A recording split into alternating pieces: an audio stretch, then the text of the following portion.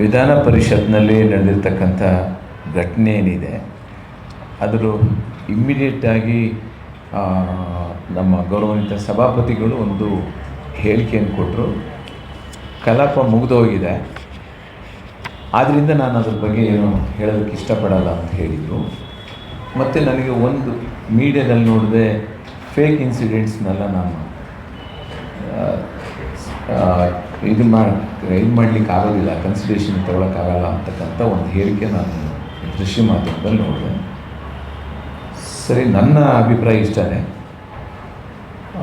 ವಿಧಾನ ಪರಿಷತ್ತು, ವಿಧಾನಸಭೆ ಇವೆಲ್ಲ ಏನಿದೆ, ಪಾರ್ಲಿಮೆಂಟ್ ಏನಿದೆ, ಇವೆಲ್ಲವೂ ಕೂಡ ನಮ್ಮ ಕಾನ್ಸ್ಟಿಟ್ಯೂಷನ್ ವ್ಯಾಪ್ತಿಯೊಳಗೆ ಬರ್ತಕ್ಕಂಥದ್ದು.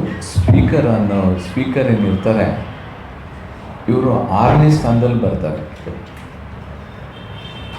ಪ್ರಯಾರಿಟಿ ಒಳಗೆ 6th ಪ್ಲೇಸಲ್ಲಿ ಬರ್ತಾರೆ ಇಂಡಿಯಾದಲ್ಲಿ ಸ್ಪೀಕರ್ ಆದವರು. ಕಲಾಪದ ನಂತರ ಕೂಡ ಏನಾದರೂ ಸದನದ ಒಳಗೆ ಘಟನೆ ನಡೆದರೆ ಅದನ್ನು ಎನ್ಕ್ವೈರಿ ಮಾಡುವಂಥದ್ದು, ಅದ್ರ ಬಗ್ಗೆ ತನಿಖೆಗೆ ಒಳಪಡಿಸಿ ಕ್ರಮ ತೆಗೆದುಕೊಳ್ತಕ್ಕಂಥ ಹಕ್ಕು ಮತ್ತು ಜವಾಬ್ದಾರಿ ಎಲ್ಲವೂ ಕೂಡ ಸಭಾಪತಿಗಳಿಗಿದೆ.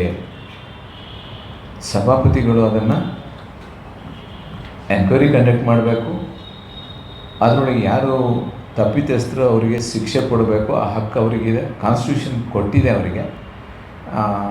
ಅದು ಕಲಾಪದ ವ್ಯಾಪ್ತಿಯೊಳಗೆ ಬರೋದಿಲ್ಲ ಅಂತ ಹೇಳಿ ಅದರಿಂದ ಹೊರಗೆ ಬರೋಕ್ಕೆ ಸಾಧ್ಯ ಇಲ್ಲ ಅಂತಕ್ಕಂಥದ್ದು ನನ್ನ ಸ್ಟ್ಯಾಂಡು. ಈ ನಿಟ್ಟಿನಲ್ಲಿ ನಾನು 26ನೇ ತಾರೀಕು ಅವರ ಸೆಕ್ರೆಟರಿ ಅವರಿಗೆ, ಸಭಾಪತಿಗಳ ಸೆಕ್ರೆಟರಿ ಅವರಿಗೆ ನಾನು ಮನವಿ ಕೊಟ್ಟಿದ್ದೀನಿ. ಇದನ್ನು ನೀವು ಎನ್ಕ್ವೈರಿ ಮಾಡಬೇಕು.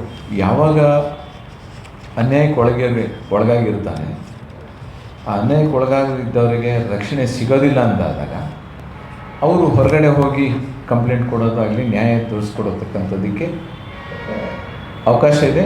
ಅವು ಕೊಡಲೇಬೇಕಾಗುತ್ತೆ. ಅದನ್ನು ನಾನೇ ಎನ್ಕ್ವೈರಿ ಮಾಡ್ತೇನೆ. ಅಲ್ಲಿ ಯಾರ್ಯಾರು ಸದಸ್ಯರಿದ್ದರು, ಯಾರ್ಯಾರು ಮಾರ್ಷಲ್ಸ್ ಇದ್ದರು, ಯಾರು ನಮ್ಮ ಸ್ಟಾಫ್ ಇದ್ದರು, ಅವ್ರ ಹತ್ರ ನಾನು ಹೇಳಿಕೆ ಪಡ್ಕೋತೇನೆ.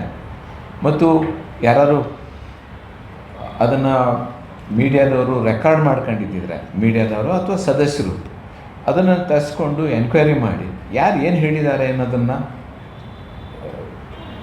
ತರಿಸ್ಕೊಂಡು ಅದನ್ನು FSL ರಿಪೋರ್ಟಿಗೆ ಕಳಿಸಿ ಅದರ ಮೇಲೆ ಅವರೊಂದು ಆದೇಶವನ್ನು ಮಾಡಬೇಕಾಗಿತ್ತು ಅನ್ನೋದು. ರಾಜ್ಯ ಸಂಧಾನ ಅವ್ರು ಮಾಡೋದು ಅದು ಅವ್ರಿಗೆ ಸಂಬಂಧಪಟ್ಟು, ಅದು ನಾನು ಹೇಳ್ತಕ್ಕಂಥದ್ದಲ್ಲ, ಅದು ಅವರು ವಿವೇಚನೆಗೆ ಬಿಟ್ಟಿದ್ದು. ಬಟ್ ಅನ್ಯಾಯಕ್ಕೊಳಗಾದವರಿಗೆ ರಿಲೀಫೇ ಇಲ್ಲ ಅಂತಂದರೆ